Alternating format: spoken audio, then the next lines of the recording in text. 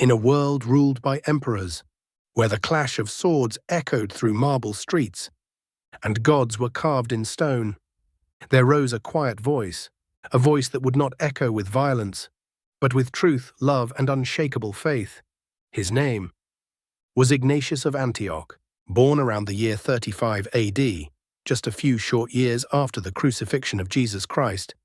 Ignatius grew up in the great city of Antioch, in Roman Syria, one of the three largest cities of the empire, alongside Alexandria and Rome itself.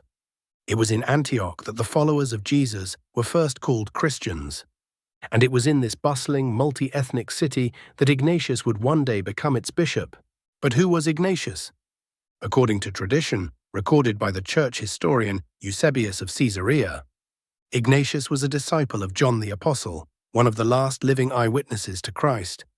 This made him a bridge between the age of the apostles and the age of the early church. Appointed as the third bishop of Antioch, following Peter and Evodius, Ignatius led his flock during a time of persecution, uncertainty, and rapid growth. He wasn't just a theologian or a church leader. He was a pastor, a teacher, and ultimately, a martyr. In the early 2nd century, under Emperor Trajan, Christians were seen as a threat to Roman order. They refused to worship the emperor. They refused to burn incense to the gods of Rome. They claimed allegiance to one God and one crucified king. To the Romans, this was subversion. To Ignatius, it was truth. Sometime around the year 107 AD, during one of Trajan's visits to Antioch, Ignatius was arrested for his refusal to renounce Christ. But instead of being executed in Syria, he was sent to Rome, to die a public death in the Colosseum, torn apart by wild beasts. Why? Because Rome wanted to send a message: this is what happens to those who defy Caesar. But Ignatius turned the journey of death into a final mission of life, escorted by 10 Roman soldiers, whom he called his leopards. Ignatius was marched from Syria through Asia Minor, across the Aegean, and finally to Italy. On this long road to martyrdom, he wrote 7 letters, not of fear, not of anger, but of deep faith, love, and hope. His letters were addressed to the churches in Ephesus, Magnesia, Tralles, Rome, Philadelphia, Smyrna, and to a fellow bishop and friend, Polycarp of Smyrna. These letters, preserved and revered by the early church, are still read today. They are some of the earliest Christian writings outside the New Testament. What did Ignatius teach? He wrote of the divinity of Christ, calling Jesus God incarnate. He emphasized the real presence of Christ in the Eucharist, calling it the medicine of immortality. He stressed unity in the church, urging all Christians to obey their bishops as they would obey Christ himself. He warned against heresies, especially the early form of Docetism, which denied that Christ had truly suffered.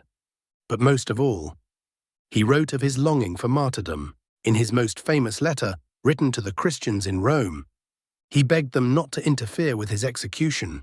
He wrote, "I am God's wheat, and I am ground by the teeth of wild beasts, that I may be found the pure bread of Christ.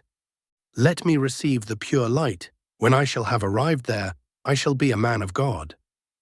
Ignatius did not seek death as an end. He saw it as a beginning, a birth into true life, a union with Christ.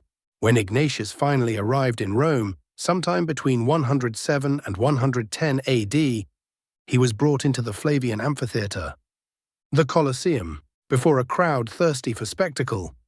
He was cast to the lions. No sword, no cross, no words of protest, only the roar of the beasts and the silence of a man who had already given his life to Christ. His body was torn apart, but his witness, his testimony, could not be silenced. The faithful gathered what little remained, bones and relics, and brought them back to Antioch, where they were venerated. Later, during the Crusades, his relics were moved to the Basilica of San Clemente in Rome, where they rest to this day. But his greater legacy was his voice, the voice of a bishop, a martyr, a saint. He is now known as Saint Ignatius of Antioch, one of the Apostolic Fathers, alongside Clement of Rome and Polycarp. His feast day is celebrated on October 17th in the Western Church and on December 20th in the Eastern Church. Ignatius lived in a time when being a Christian could mean death, but for him, faith was worth dying for, because it was the source of life itself. He reminds us even now that Christianity is not built on comfort, but on conviction, not on wealth, but on witness, and that sometimes the quiet words of a faithful man can outlast the shouts of emperors. "Stand firm," he wrote, "as an anvil when it is struck. It is the part of a great athlete to be bruised and yet to conquer." This was Ignatius of Antioch. His chains did not silence him. His death did not destroy him. His faith still speaks.